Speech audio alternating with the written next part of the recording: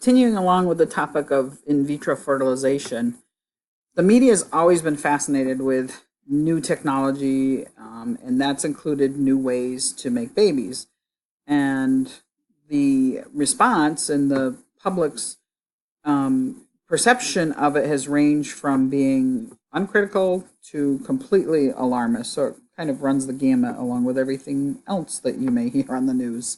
So when it first happened with Louise Brown, they incorrectly called her a test tube baby, which kind of implied something bizarre that this baby had been created in a lab without an egg or a sperm. And it was funny. You watch interviews with Leslie Brown afterwards, and she would talk about taking her baby outside and the reaction of neighbors when the baby looked normal.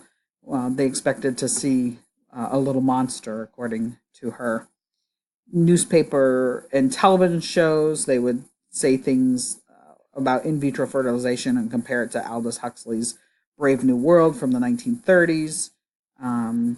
So this big fear regarding psychological conditioning and worries about behaviorism.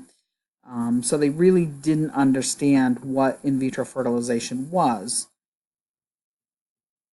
The first baby in America born by in vitro fertilization was named Elizabeth Carr, and she was born in 1981, so a couple years after Louise Brown.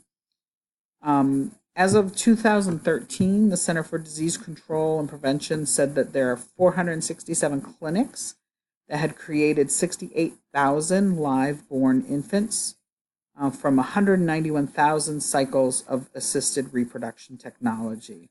So as of July 2014, that was over 5 million babies worldwide. So that's a lot of births that have happened as a result of this technology.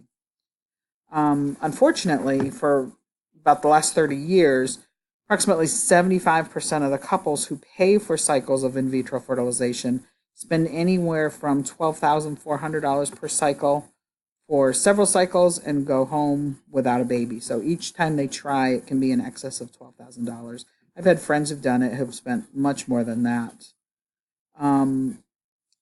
Chances for having a baby or being able to get pregnant worsen for a woman over 40, and then they drop with each unsuccessful attempt from 13% on the first for a woman of 40 and over to 4% after the fourth. So it's not likely after that point with traditional in vitro fertilization.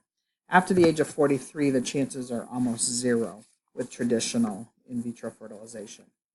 So let's talk about a couple of the ways that it's done and has been done. So it was the sperm and egg transfer.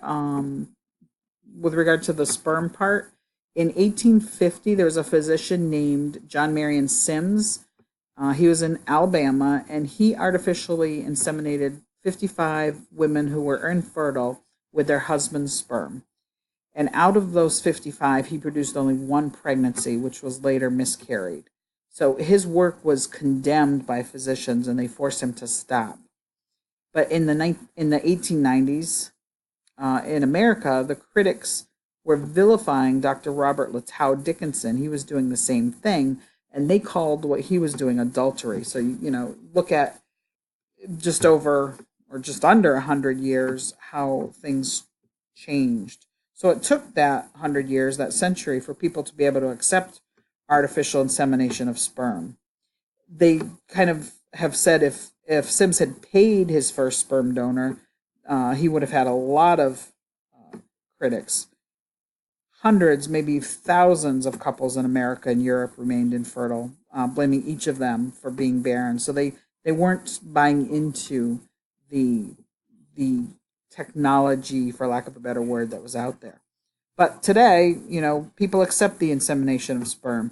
In fact, you think about the United States, we've gone from accepting this artificial insemination of the husband's sperm into the wife's womb to insemination of another donor's sperm into a womb, paying a man for the use of his sperm to create a pregnancy, inseminating an anonymous donor sperm into an unmarried woman wishing to become pregnant, to selection of sperm from a catalog of pictures of men listing their achievements. So it's funny because today single couples and single women can select sperm from men at about 400 different sperm banks where the donors receive between $50 and $75 per visit, or possibly free donation. So it's come a long way from the vilification of trying to inseminate or to fertilize a woman's egg from her husband's sperm. In terms of a woman's eggs, it was Australia, a person named Carl Wood in 1983 created the first human pregnancy from an egg transfer. And over the next 15 years, there were 6,000 middle-aged women who gave birth using eggs from young women.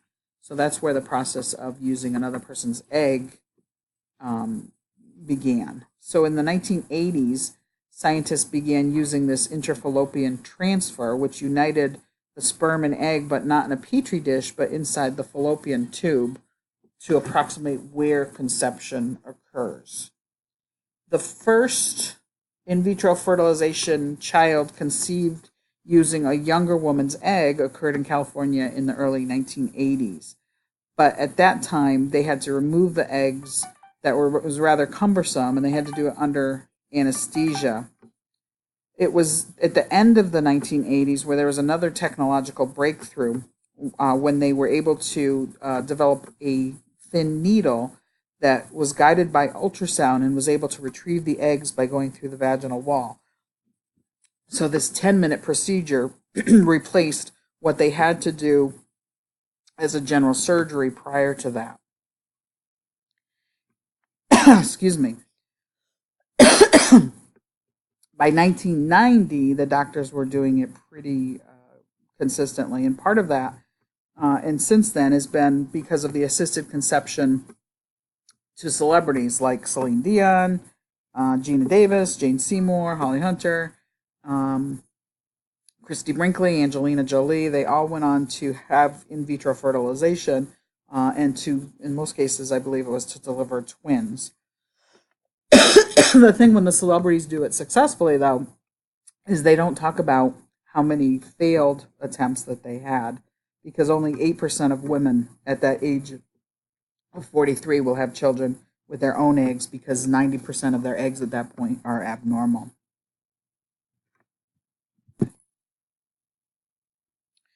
So in 1997, the first birth occurred using previously frozen human embryos in an Atlanta clinic. In 1990, 2 embryos were created from different eggs at a California clinic, and one was implanted and became a baby. The other remained frozen. It was 7.5 years later, doctors implanted the second embryo, and it became a male fraternal twin to his 7-year-old brother. Emma Davis was an in vitro fertilization baby who was born in Britain in 1989, and her sister, Niam, was also created as an embryo in 1989, but was born 16 years later in 2006. The record for the longest separation of in vitro fertilization is 21 years. So they were frozen at the same time, but implanted and gestated at different points. So technically they are twins, whether it's fraternal, it would be fraternal twins. So they're twins, but they're separated in the last case of 21 years. In 2002, a California clinic began to freeze eggs of young women who were about to have hysterectomies, but they wanted to later be able to have children with surrogates. So, the question, we don't really know the viability over the long term of some of these, and now most of these places that freeze embryos, they have a lifespan and will either, typically they're going to destroy the eggs at a certain point. So although they can store them, there are often mistakes that happen. Like in any kind of healthcare practice, there are mistakes that can happen. In the 1990s, there was a white Dutch couple, and they had non-identical twins. One of them was black.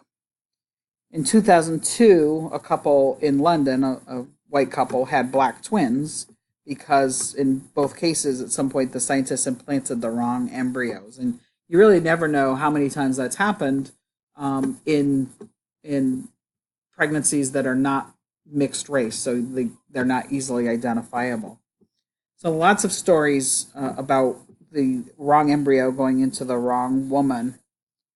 Um, but freezing, the whole process of freezing embryos can be quite expensive and typically costs about $10,000 initially, and then couples pay about $500 per year for storage.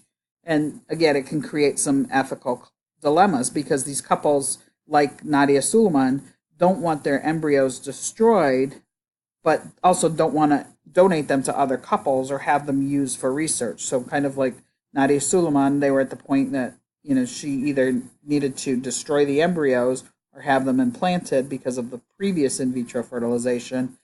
She didn't want to do that, so she had them all implanted.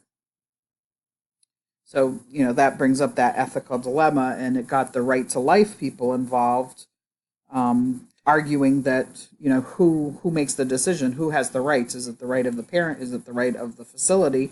Or is it the right of the embryo? So that's the ethical dilemma. And should we do what should we do and in whose best interest?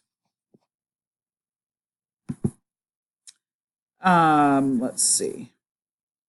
We're going to talk about those ethical issues now. And one of the ethical issues that comes up is the payment for assisted reproduction. So it used to be that people would donate either their eggs for older women, but the altruism didn't last long and didn't meet the demand. So even though we now call it egg donation, it's still a pay for service.